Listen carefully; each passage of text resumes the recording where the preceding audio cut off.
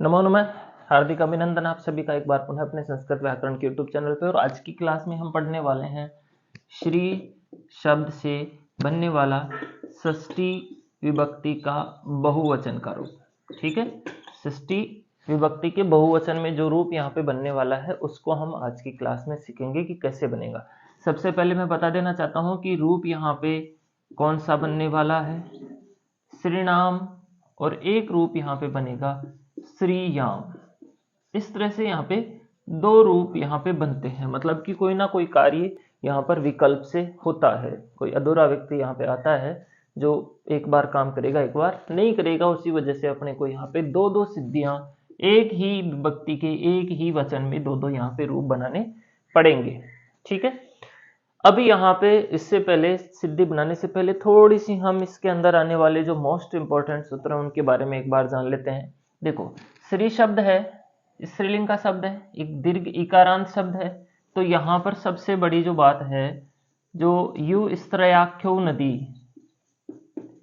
ये सूत्र क्या करने आता है यहाँ पे, नदी संज्ञा करने। भाई देखो, जो भी स्त्रीलिंग के जो भी शब्द होते हैं और जो दीर्घ इकारांत उकारांत शब्द होते हैं उनकी नदी संज्ञा होती है, और ये भी उसी हिसाब से यहाँ पे नदी संज्ञा करने आ जाता है। लेकिन यहाँ पे क्या होता है कि एक सूत्र है जो ये कहता है कि न इयंग उवंग स्थानाव स्त्री।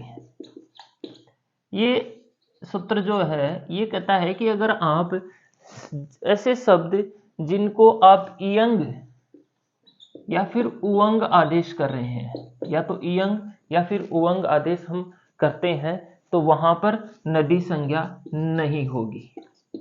तो ये सूत्र यहाँ पे नदी संज्ञा का निषेध कर देता है। मतलब नदी संज्ञा यू स्त्रा क्यों नदी जो है नदी संज्ञा करने तो आता है, लेकिन न यंग वंग स्थानाव स्त्री से यहाँ पर नदी संज्ञा नहीं होती है।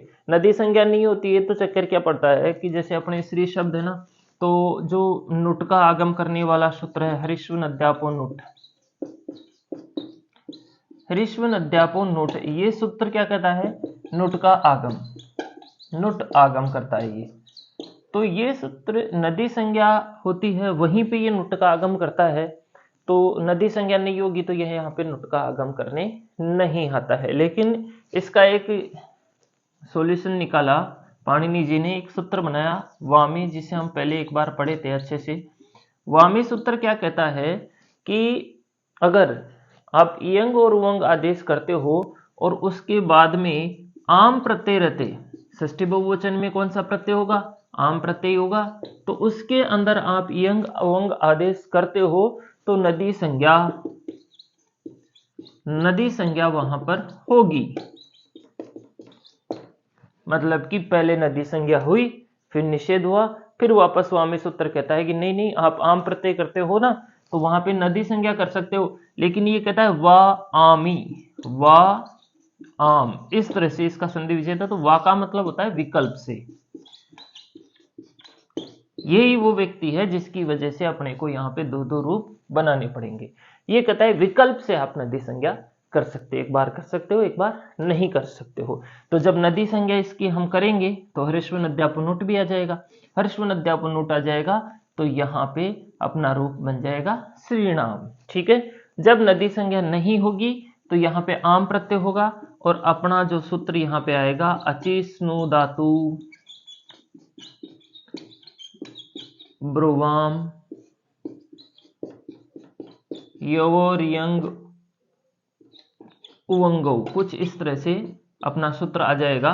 और वो जो है श्री शब्द का जो ई है उसको यहाँ पर इयंग आदेश कर देगा और उसका ई शेष रहेगा। ठीक है, तो ये सूत्र अपने यहाँ पर काम में आने वाले हैं। अब हम इसकी सिद्धि प्रॉपर रूप से बना के देखते हैं कैसे बनेगी। देखो, श्री शब्द रहेगा यहाँ पे, और श्री शब्द का हम बना रहे हैं षष्ठी का बहुवचन। श्री शब्द से षष्ठी बहुवचन, प्रत्यय कौन सा होगा अपने पास, आम प्रत्यय है ना, नस ओस आम, आम प्रत्यय यहाँ पे रहेगा। सिद्धि कौन सी बनेगी अपने पास, एक सिद्धि बनेगी अपने पास श्रीनाम, और एक बनेगी अपने पास श्रीयाम। ठीक है, नदी संज्ञा होने पे बनेगी श्रीनाम, और नदी संज्ञा नहीं होने पे इयंग आदेश होकर के बनेगा श्री याम। दोनों ही बहुत सरल सिद्धियां हैं, आसानी से हम इनको बना लेंगे। सबसे पहले हम श्री शब्दात, श्री शब्द यहाँ पे रखेंगे। श्री शब्दात प्रातिपदिकात और प्रातिपदिकत्वात, नया प्रातिपदिकात के सूत्र की सहायता से यहाँ पे हम स्वजस मौट सूत्र यहाँ पे लगा देंगे। स्वजस मौट, आप पूरा लिख लें इसको। स्वजस मौट षष्ठाभ्याम विष्णुभ्याम विष्णुभ्याम नसी सामान्योप सुप इत्यादि ना सूत्रेण, इस सूत्र के द्वारा, इत्यादि ना सूत्रेण, इस सूत्र से षष्ठी बहुवचनी, षष्ठी के बहुवचन में कौन सा प्रत्यय होगा? आम प्रत्यय। ठीक है, आम प्रत्यय यहां पर हो चुका, तो अपनी स्थिति यहां पे क्या बन गई? श्री प्लस आम इत्यत्र, ऐसी स्थिति हुई यहां पे। अब यहां पे क्या होता है? नदी संज्ञा प्राप्त होती है, तो हम यहां पे लिखेंगे यू स्त्रयाख्यो नदी इति सूत्रेण नदी संज्ञा प्राप्ते। मतलब कि प्राप्ते जहां पर शब्द आ जाता है वहां पे वो सूत्र काम नहीं करता है, उसका निषेध अवश्य होता है। तो यहां पे सूत्र न इयंग उवंग स्थानाव स्त्री, स्त्री शब्दों को छोड़ करके जहां जहां पर इयंग और उवंग आदेश होते हैं वहां वहां पर ये सूत्र नदी संज्ञा का निषेध कर देता है। इति सूत्रेण निषेधे कृते, मतलब कि यहाँ पे यू स्त्राख्यो सूत्र की चली नहीं, इसने इसको वापस मना कर दिया। मना कर दिया तो अब हम चले जाएंगे वामी के पास, और वामी कहता है कि नहीं नहीं, आप जो है अगर इयंग उवंग आदेश भी कर रहे हो और षष्ठी बहुवचन के अंदर आम प्रत्यय रहते करते हो तो वहां पर आप विकल्प से नदी संज्ञा कर सकते हो। इति सूत्रेण विकल्पेन नदी संज्ञा कृते, विकल्प से कौन सी संज्ञा यहाँ पे हो गई? नदी संज्ञा हो गई। नदी संज्ञा हो गई तो नदी संज्ञा होने पर हम आम प्रत्यय परे रहते नुट का आगम हम यहाँ पे करेंगे। ऋष्व नद्यापो नुट इति सूत्रेण, इस सूत्र से नुट आगम कृते, इस सूत्र से किसका आगम यहाँ पे हो जाएगा? नुट का आगम। अनुबंध लोप, अनुबंध लोप होने पर यहाँ पर सिर्फ न बचेगा, बाकी सभी का लोप हो जाएगा।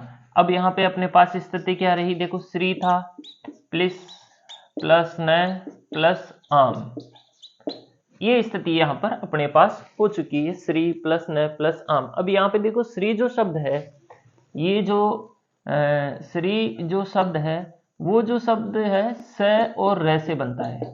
ठीक है, स और र से श्र बनता है, संयुक्त अक्षर है। तो यहाँ पे र होने के कारण र के बाद में न आ रहा है, तो हम इसको न कर देंगे। कौन से सूत्र से? अट कुपवांग नुम वये वाये अपि, अट कुपवांग नुम वये वाये अपि इति सूत्रेण न स्थाने, जो नुम का आगम किया था हमने उसके न के स्थान पर न कृते, उसकी जगह इसने क्या कर दिया?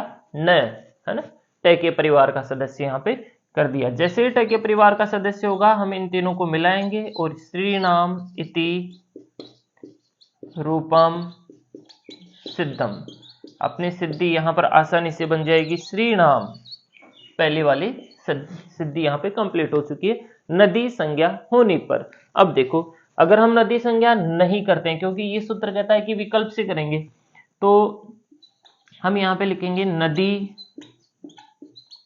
संज्ञा अभावे। नदी संज्ञा का अभाव होने पर, यहां पर नदी संज्ञा का अभाव होता है तो हमारे पास स्थिति होती है ये श्री प्लस आम इत्यत्र, ये स्थिति होती है श्री प्लस आम। ठीक है, अब यहां पे क्या होगा, अब हम इसको इयंग आदेश कर देंगे। भाई तुम नदी संज्ञा नहीं कर रहे हो तो चलो ठीक है, हम इयंग आदेश ही कर देते हैं यहाँ पे। तो हम इस सूत्र को लाएंगे यहाँ पे, अचि स्नु धातु ब्रुवाम यवोर्यंग उवंगो। इस सूत्र की सहायता से, इस सूत्र से क्या करेंगे हम, इति सूत्रेन श्री शब्द का जो ई है, ई स्थानी, उसके स्थान पर हम क्या करेंगे, इयंग आदेशे कृते। इयंग आदेश हम यहां पर कर देंगे। इयंग आदेश करने पर अनुबंध लोप, फिर हम इसका अनुबंध लोप यहां पर करेंगे।